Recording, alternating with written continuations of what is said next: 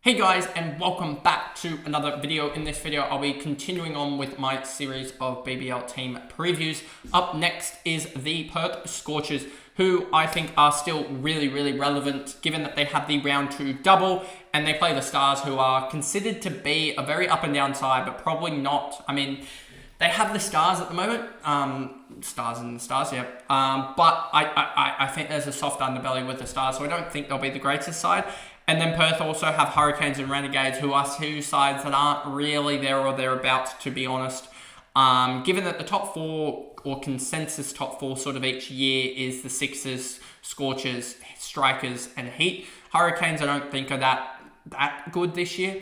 So I think the Scorchers are very relevant early on. And for that being said, I think I have 3 guys currently. But anyway, let's jump into the video here. As you can see, I have it set up here so that right at the moment you see the all the schedule. Now let's go over to the Perth Scorchers over here. Aaron Hardie, number 1 guy, is probably a guy that I have to fade just because of the price early on. If they had a round 4 double, I reckon I'd have enough cash then to get to him. But round 2 double plus also I think Jamie Overton, and then I can just switch across here, is probably going to be more valuable, if I would be honest. He did score a 4 not out, as well as 110 with the ball. So, yeah, it just shows that he's probably more relevant than Hardie, I would think, just because he's more of a bowler and will still bat high enough, whereas Hardie is probably not going to get the overs that people sort of expect from him this year, I don't think, as much, just given that Richardson should be back to full fitness. He was struggling last year, as well as they'll have Kelly as well, who is knocking the door down. They'll also have Jhye, Behrendorff, etc. there. So and Morris is back to full fitness, so I just don't expect him to play as much, to be honest. Sorry, bowl as much, I should say. So that's why I'm one that's probably happy enough to fade him at this point in time. Let me just check what is his ownership at the moment. It is 29%. So there you go. That is a pretty high ownership alongside Inglis, who will go down dramatically now that he's been selected. Coop Connolly also with his injury will go down a little bit. Marsh shouldn't be 6% selected. But anyway, let's go to round 1 key projected. Nope, not that one. I want to go to round 0 stats maybe. Yes, there we go. And then that'll set it up properly. Behrendorff, next highest price guy at 54 break even. I just don't know if there's much meat on the bone early on. He's a guy that's very reliable, but we're looking for guys that have top end sort of, and he is top end, but I just don't know. There's guys all throughout the side that I have currently that are going to make value, and I just don't know if Behrendorff has the value there in him. So that's why I'd probably say no to him. Finn Allen, even though he's a really quick scoring batter, he scores quite a lot of runs. I just think batters way too inconsistent when they're just a batter only. Probably won't impact much in the field, to be honest, as much, so I just have a miss there. He can keep, which is an interesting, I'm pretty sure he can keep. So that is an interesting conundrum with Hurst, but then again, you'll also see that Perth don't have any batters left effectively when you see it, and I don't think they're going to play split wars over Hurst, so that pretty much nullifies that conundrum there. Marsh, not going to play. Morris, priced at 49 or 50 or so. I think much to the same of Behrendorff. I just don't think there's much value there with him. There is probably some, but not enough for my liking, put it that way. And so you've seen in the past, I don't know if he can necessarily back up his 72 that he scored in 4 games, whereas he averaged 50 last year in 8 games. So I think 50 is around his mark of 50, 55. And I just don't think there's enough. There's a double game that I'd really want him on, like late enough in the year. And I just don't think early enough I'll be wanting him, to be honest with you. Jhye, because you'll be hunting the all-rounders, to be honest with you. Jhye could be interesting. I think he's more of a shout because he can actually hold the willow a little bit more than these guys. If we look at his summary stats for year on year, you'll see 47 last year. You'll see 59 the year before that. 54 the year before that. We're looking at 2020 now. 42, 43 the year before that. then didn't play 2019-20. The year before that, 52, and the year before that, 50.6. So if you go back through, that sounded more likely than not that he's probably going to average more, but it's within 4 or 5. So I'm still thinking don't pick him up early or to start, and maybe pick him up in the double. But then again, there's probably, given that we're targeting Jamie Overton, it's going to be hard to get another player of value, to be honest with you, just looking at the trade out guys that I have at the moment, unless there's some major cash gen. But then if there's major cash gen, you're more inclined to hold them, so then that becomes a conundrum anyway. So I don't think I'll be picking up Andrew Jhye. It's more likely that I'll be picking up someone like a Brendan Doggett, if you think about it. Inglis, Richardson. Inglis won't play, I don't think. And we talked about this with Scotty Boland in the last one yesterday. Could play, could be released. I personally don't expect him to be released. Some other BBL commentators or content creators do expect him to be released. Yes, they want to play him, but I just think there's too much of a risk with a concussion that you're debuting a guy like Sam Whiteman or someone like that. That'll be the Gabba test. So the Gabba test would be debuting, who even is a batter that's not playing a Shield BBL? That would be tough to find, but you'd be looking at Queensland guys that haven't been offered. Let's actually look at this because I can show you what I'm trying to find out here. Queensland Bulls, let's look at their side in its entirety. Bryce Street, Lovell, Jack Clayton, Ben McDermott. No, he wouldn't be there. Jim Pearson wouldn't be there. Steckity, Striker. So Mitch Webson captain, that's an interesting one. You're probably looking at them debuting a Bryce Street in a concussion substitute scenario over just holding back a Josh Inglis when Josh Inglis would be playing white ball in that first test match. Doesn't sound like, in that third test match. Doesn't sound likely to me, in my opinion, that they do something like that, or a Jack Clayton. You'd be looking at those two going, those two are probably the guys that would be the concussion substitute on hand at the Gabba, because they have no BBL contracts, if I'm right in saying that. So unless they hold, maybe a Peter Hampskin just comes up to the Gabba or something like that to release. But why would you bring up Peter Hampskin to then release Josh Inglis? It makes you're starting to come up with a lot of scenario just to fit around the assumptions. So yeah, it just doesn't seem right to me. So that's why I think that Inglis will stay with the squad, to be honest with you, throughout the series. Richardson, I think this guy is mega value. Would have liked to have seen him at the 30.5. He does stuff up a little bit. If he was at the 30.5 and priced at the 100 marker, it would enable so much more stuff. I would have Buckingham out of my squad already. I'd have him out for the likes of Hamish McKenzie already. And it would make my squad so much better. I'd have roughly about the same amount of cash left over. I think about 700, 600 cash left over. But I'd have so much more cash generating assets there if Jhye Richardson was cheaper. But it is what it is. We all have to deal with it. I don't necessarily agree with the way that they've done it, but it is what it is. I would have much rather just scaling across the board to scale up with a magic number. Maybe it would be an increase in magic number rather than an individual player increase. But it is what it is. It's SuperCoaches or Harold Sun's game. We just have to deal with it. Ashnagar, 41. I think he's just going to be in and around the marker for himself, so I don't think that's value there. He is the spinner, especially with Connolly now breaking his hand. It's projected 4 to 6. Broken hands can go a lot slower than that. I've researched it a little bit. They can go 8 to 12, etc. So that could be a 4 to 6, could expand to 6 to 8, etc. But I would say now, expect Connolly to probably miss the opening round or two of BBL. And that brings into question some other players. Now down to Hurst. I think he takes the gloves, to be honest. I think you take a regulation keeper, like a keeper that's regularly keeping, rather than trying to stuff around with the order just to make it so that Hurst doesn't keep and you have Finn Allen keeping, etc. It becomes quite a little bit of a hassle, I would say. So I think they're just going to give the gloves to Matthew Hurst if Inglis isn't released. And if Inglis is released, then I'll know. Keaton Jennings, then it will become a major reshuffle for me. Keaton Jennings, 117.5. I think he opens, but openers, I've said before, if they're not bowling, I don't want them. And if they're not keeping, don't want them.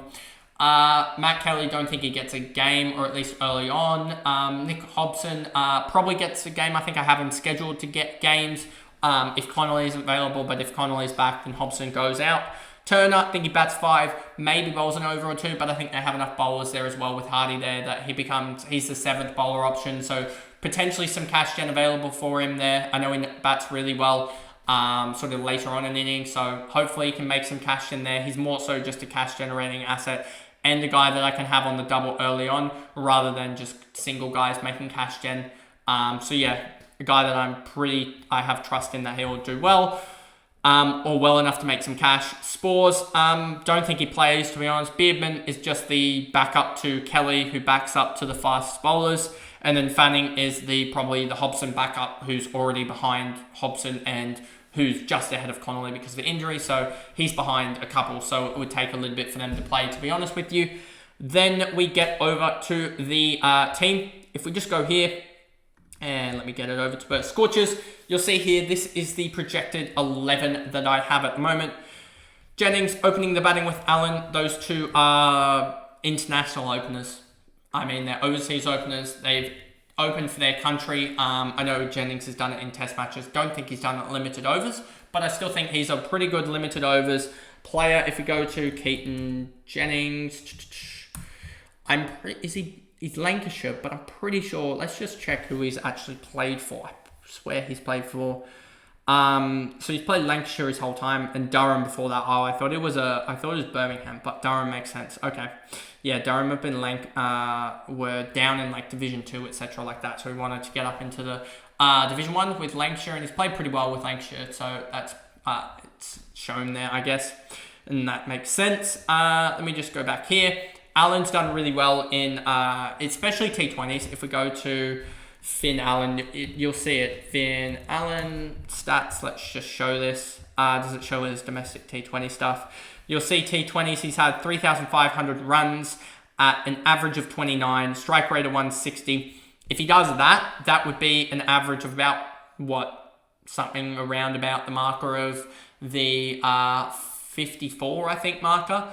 But we know that generally that doesn't happen. You don't hit the 25 bonus each and every game. So it's more likely that probably comes into about a 44, 43 if he was to perform his best. So that shows that he can perform. But a 44, 43, if we just go back up to Finn Allen, a 44, 43, he's priced at 51. He's priced at 51. He's projected to go, if we go off his T20 form, somewhere between that 43 and 54 marker. What's he going to do? Don't think there's much value there.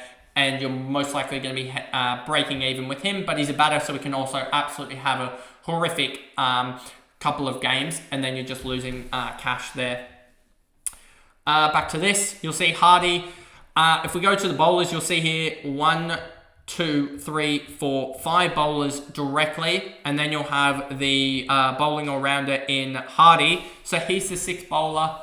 I kind of expect him to get maybe 2, 3 overs a game, probably 2 overs a game I would sort of expect, given that you can have these 5 bowlers and there's probably going to be one that's off. So he probably gets 2 or so overs a game, 2, 3 overs a game. Given they have Richardson and he's been bowling with a new rock, I think he's been bowling really well with a new rock. They also have Berendorf bowling with a new rock. So given that, I don't expect Hardie to probably be opening the bowling as much. Then they'll have Morris first change with Ty, I guess. Ty's also got death overs down his belt. He may bowl death, actually, looking at this. Given that Ty's the death bowler, I don't think they want Morris in their death. Maybe Berendorf bowls in the death. He's been all right, so maybe he does that. But yeah, Ty's sort of their power surge type of bowler, alongside probably Berendorf as well. Maybe Hardie bowls the power surge overs as well. That may be the slot that he goes into, but I can't really see a slot where he's definitely bowling per se.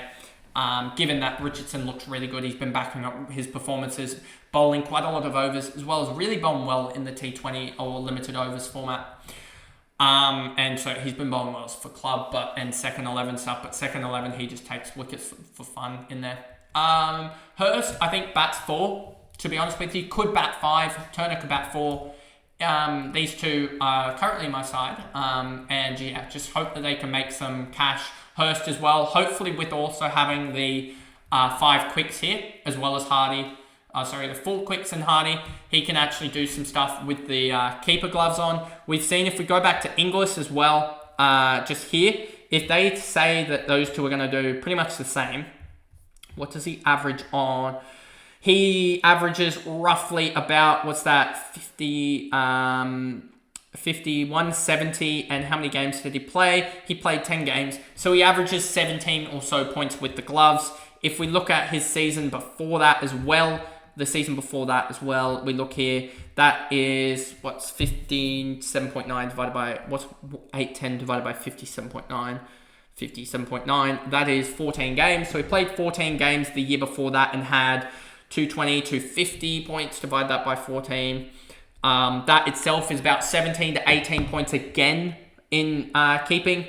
And then the year before that, he played, I don't even know at that point, he played, 6 games and had only, that's probably 3. He had 95 points in 6 games. 95 divided by 6 is 15.8. So you can see it ranges between 15 to 18 points. So if Hurst is doing that, then he only really has to score He's priced at around about the 39-40 marker. So he only has to score about 20 points with the bat per game. He can probably do that, I think. And most of the keepers range between that 40 to 50 marker anyway. So just getting him at 117.5, if he does well, he does well.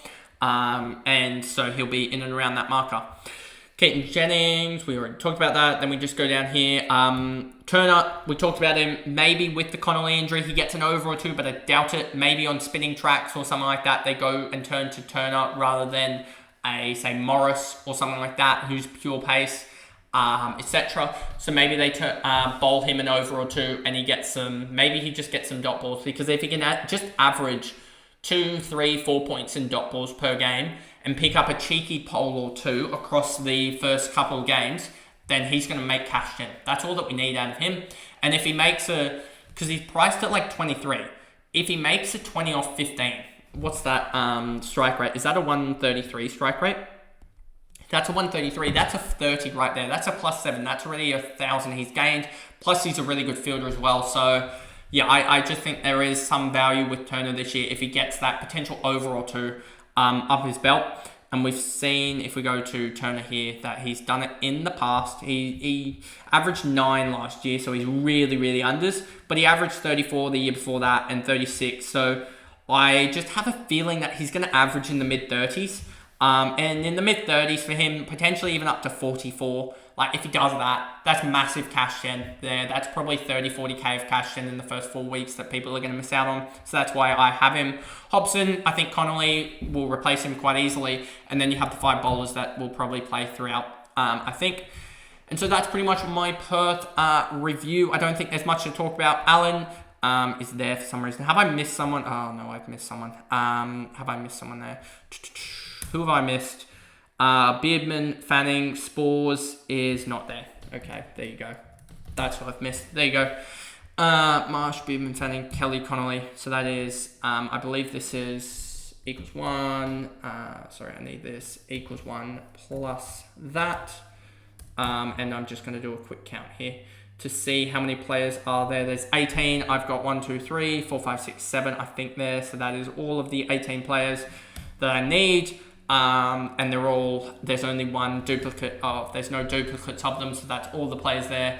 The reserves out there as well. So I think Connolly just comes in for Hobson when that happens, and then that probably takes away Ashton Turner's potential of any overs, and also probably takes away some of Hardie's overs as well. So I just be, even though they're really good bowlers, I just be watchful that the role potentially is not there for some of the bowlers from Perth. But anyway, that is the video there for the Perth Scorchers preview for the 24-25 season. If you did enjoy it, remember to like and subscribe and turn the notification bell on YouTube so you know when I upload. And if you are listening along on Spotify, remember to follow me so that you know when I upload there. So see you guys in the next recap, which I believe might be the Sixers. Let me just double check for that. Yes, it is the Sydney Sixers. That'll happen on the Sunday, and then you'll have this Thunder on the Monday. So I'll see you guys in those videos. Bye, guys.